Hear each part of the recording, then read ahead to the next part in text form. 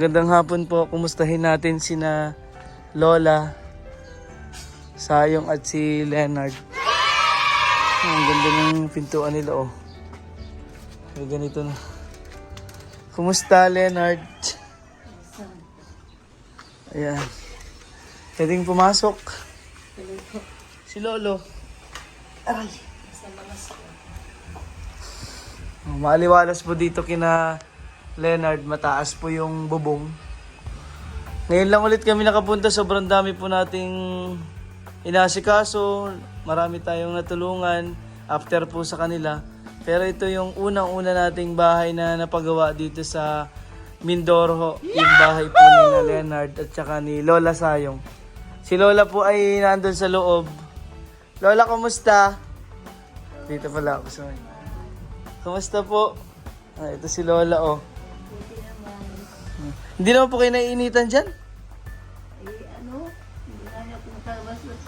Tumba man din ako noong October 17. Hindi Saan? ako makakalabas. Saan natumba si Lola? Magsakit tayo sa aking kamay, inaawak Sa CR? Sa tiles. Oo. Medyo hindi man ito madulas sa trap, pero pag baka basa ang haba yapakan niya. Yung saklay po ang nangyari, nadulas si Lola.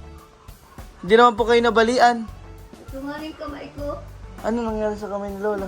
Medyo masakit-sakitan na ngayon. Pero na sementohan. Pinahilot. Ngayon lang ulit kami nakapasyal. Marami po tayong sunod-sunod po yung ating tinutulungan. Ngayon po, ayun. Sa awa ng Diyos, may tinutulungan po tayong pamilya doon sa Bangbang. Galing po kami doon. Nagpapagawa po ulit kami ng bahay po para sa kanila. Yan, ganito po sa... Pero ito yung pinakamaganda talaga na una nating project dito po sa Mindoro. Ay, medyo masakit pa po yung kamay niyo, Lola. Medyo masakit-sakit pang iawak. Ako nga rin napula sa Medyo nakirot yung Oo. parang sumunod pala po kayo sa akin. Digat nung inapagawa po natin itong bahay, nabalian din ako dito sa kamay. Oo. Na-aksidente din po ako. Kumustahin din po natin yung pag-aaral naman ni Leonard. Lola, dyan po muna kayo. Yeah. Ayan.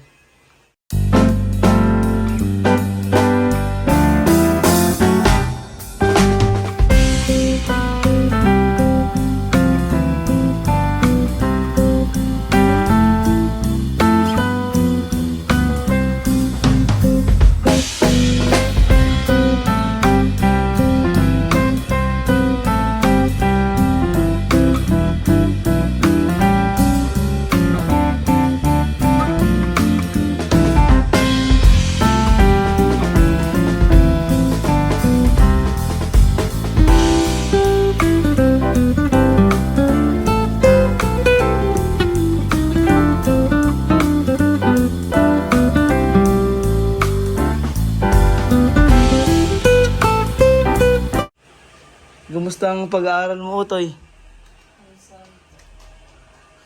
May face-to-face na ba kayo ngayon? Kagaya nung iba? Sunod na taon na next year na lang. Kasi patapos na yung kwarta. Dito sa Civtech. Bali, grade ano ka na ngayon? Face to face din. Meron na kayong classmate na nag-face-to-face? Inallowed, pinayagan? Malalapit po sa Oo. Anong grade mo na ngayon, Utoy? Grade 11. So, isang taon, grade 12 na. Tapos, sunod yung college.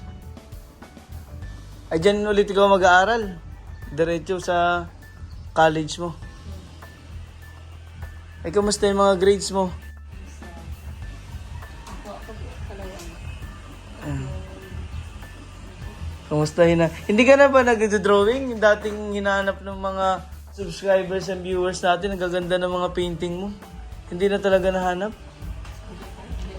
Ito yung mga grades po ni Leonard, ni Mark Leonard, Senior High School. Ayan. Nakakatuwa po at talagang maganda po yung mga grades niya. 90, 90, 87. Pinakamataas po niya ay 96. sa PEH o Physical Education.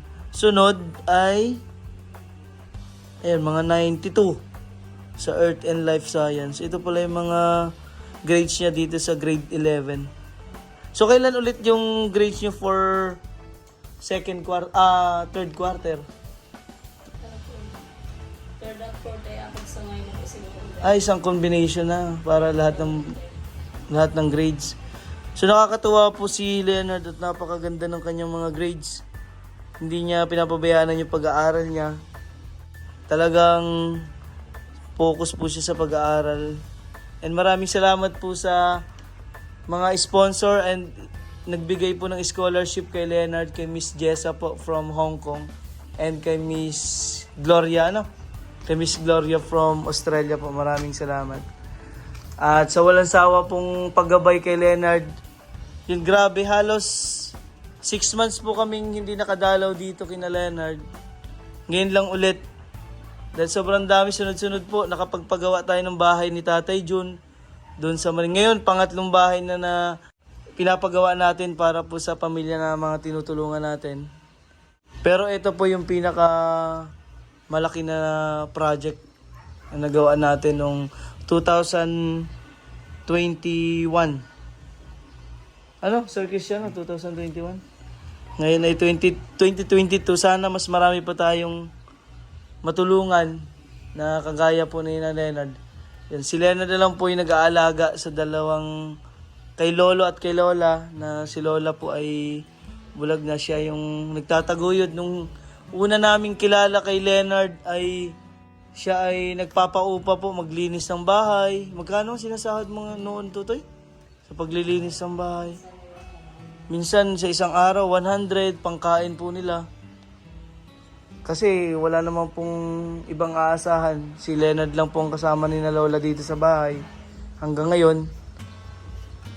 At yung dati may nag-offer din kay Leonard, kung naalala niyo po, na gusto siyang ampunin, ay hindi po siya pumayag kasi wala po mapapag-iwanan kina Lola Sayong. Kaya kami po ay nagpapasalamat dahil sa ating pagtulong-tulong sa ating programa sa Dongs TV Cares. Ay eto, mga natutulungan po natin. Nagka-problema man noon, yan, at least ngayon napakaganda po nung naging outcome. Kasi maraming trials noon. Kami na nagkakagulo kami ni na foreman. Kasi first project po namin noon, itong bahay na to, talagang kumakapa pa kami. Pero ngayon, sa pangatlong bahay na po yung ginagawa natin, alam na po natin lahat. Marami tayong natutunan. Marami pong gabay. At saka marami po akong natutunan sa lahat ng mga ginagawa natin. Yun, kasama po kayo.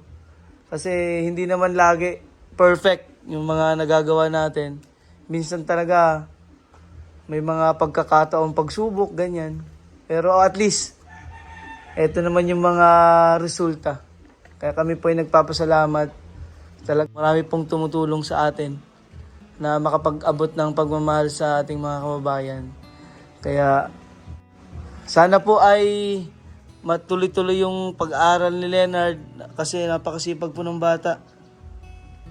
Napakaganda po ng mga grades niya, grabe. Mahanga po ako sa grades niya at ang tataas po ng grades, 96, 92. Ang final grade niya, 88.11. Kaya sobrang pasasalamat din kami kay Leonard dahil hindi niya pinapabayaan yung kanyang pag-aaral. Kahit siya na yung tumataguyod kina Lolo at Lola, ganito pa rin kaganda yung grades niya. Kaya napapagsabay niya. Marami pong salamat. Anong masasabi mo, Utoy, na eto na yung malapit ka na magtapos ng grade 11, grade 12 naman.